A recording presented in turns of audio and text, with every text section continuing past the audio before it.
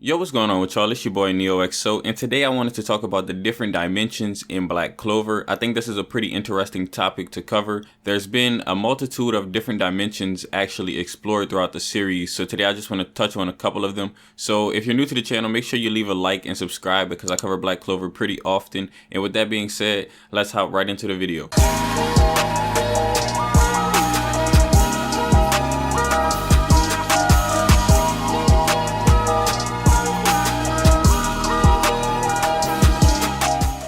So one of the earlier mentions of different dimensions in Black Clover is actually pretty early on. During the Seabed Temple arc, there's a mage who is able to use spatial magic, and he has a technique called Spatial Magic Different Dimension Sphere. Now, I know most of the people watching this is going to remember this moment because it's a pretty integral moment. So basically, during the Seabed Temple arc, Captain Yami was trapped in this spell, and pretty much the spell basically creates its own dimension and it doesn't allow the user to interact with the outside dimension. So pretty much it has its own set of rules, and that's one of the things that really define a dimension.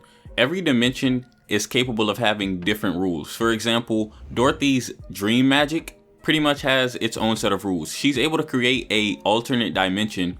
Glamour World is a really useful technique that Dorothy's capable of using. It basically allows her to bring people into a dreamlike state, and she pretty much controls the rules of that dimension. Now, there are some rules and limitations of that dimension, but for all intents and purposes, it's literally her own dimension that she gets to pretty much make all of the rules for. Within that realm, Dorothy's pretty much able to manifest anything she wants, and so the rules in Dorothy's Glamour World are a lot different from the rules in the living world. So for instance, Dorothy's capable of manifesting pretty much anything that she desires. So something cool to point out is Noelle's curse isn't activated in Dorothy's dream world because effectively Noelle is in a whole different dimension. So the rules of her curse only apply to certain dimensions, such as the living world. If she were to speak upon Magicula in a certain type of way, her spell might be activated while she's in the living world, but while she's in Dorothy's world, there's pretty much no way to activate the curse. And that's pretty much because the rules of Dorothy's Glamour World are a lot different from the rules of the living world. There are certain techniques in Black Clover that are capable of interfering with different dimensions. A good example of this is Captain Yami's Dark Cloaked Dimension Slash, and this is a very powerful technique. This technique is capable of interfering with different dimensions. It's been shown to cut through the dimension of spatial magic, as shown with the example that I gave earlier, Spatial Magic Different Dimension Sphere. Captain Yami was able to cut through that dimension and enter into the living world. Captain Yami also used that spell against Zagreus, and Zagreus states that it was capable of interfering with the underworld, and the underworld is the dimension that devils reside in. Something important to note about the underworld is that it has inhabitants. It's inhabited by the devils, and the devils, most of the devils at least, want to establish some sort of connection with the living world to the underworld in order to freely move between the two. And the reason they cannot do this right now is because they're two separate dimensions. But if, for instance, a connection was made between the two worlds, then it's possible that the living world and the underworld can connect with one another and possibly become one.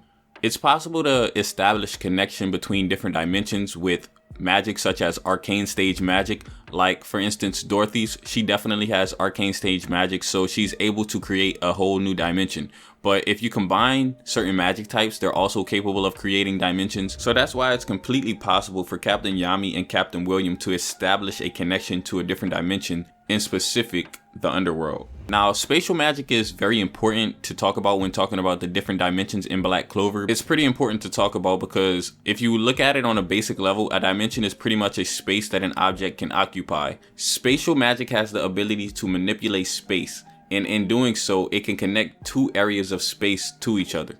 Most spatial magic users do this by creating portals. It's certainly possible for a mage who's proficient and powerful enough in spatial magic to be able to travel freely between different dimensions. However, this would be very rare and it would most likely take up a large amount of mana. I also think that it's important for me to point out there have been a few mages who are capable of creating a whole pocket dimension. For example, Julius Novachrono, who's noted as being one of the most powerful mages to ever exist, is able to create pocket dimensions where time doesn't flow naturally. These pocket dimensions don't follow the rules of the living world where time flows naturally. Instead, these little pocket dimensions of time created by Julius Novachrono are capable of manipulating time in a way that's unnatural, such as accelerating time to the point where someone turns into dust.